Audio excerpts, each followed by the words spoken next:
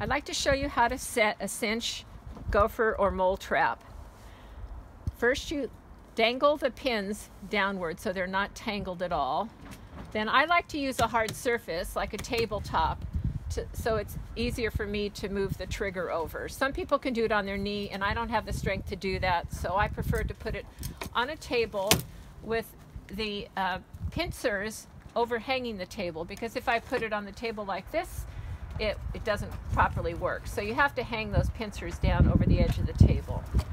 Now I take, because I'm right-handed, I take my right thumb and I pull the trigger over, and this uses a lot of force, a lot of strength I should say, and if I didn't have that strength in my thumb, you should use your palm. Then you take this first pin, cross it over, and hold it down with your opposite thumb, and you take the last pin, cross it over again, and you hold it down with your left thumb or opposite thumb.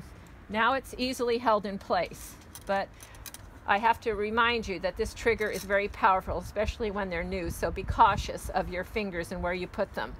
I'll show you in a minute why. When you set this trap for gophers, we want to put it on the most sensitive setting, which is way back here. The pin is way back here, as well as the loop that keeps the pin held back. Now, if I'm setting this trap for moles, I want to put it on the most sensitive setting, so the loop would be way down here, and the pin would be back here. Now, let's say a gopher comes along. You've got this in the hole, waiting for the gopher to come along. This is what happens.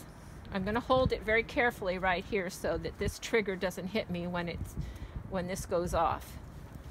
The gopher comes up from the tunnel and up through the hole, and this is what happens to the gopher. And that could easily, when you let go of this, when this is released, let me show you what happens to that trigger now. It completely goes all the way over. So if you find a cinch trap with the trigger in a partially deflected manner, then you probably have a catch down here.